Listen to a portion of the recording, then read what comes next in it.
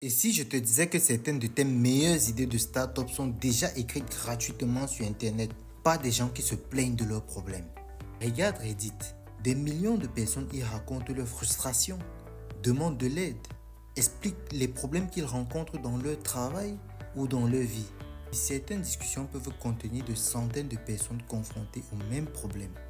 Et c'est là que ça devient intéressant. La plupart des développeurs trouvent d'abord une idée, puis essayent de trouver les clients. Les techpreneurs font souvent l'inverse. Ils recherchent d'abord un problème qui se répète. Parce qu'un problème répété par une communauté peut révéler une demande réelle. Tu peux donc observer les discussions, identifier les frustrations récurrentes et comprendre comment les gens essayent de résoudre le problème actuellement, puis construire une meilleure solution. Changement de regard. Tu ne regardes donc plus Reddit comme un réseau social. Tu le regardes comme une base de données de problèmes humains. Les plaintes deviennent des données, les données deviennent des hypothèses et les hypothèses deviennent des produits. Imagine maintenant appliquer cette méthode aux problèmes des entreprises africaines.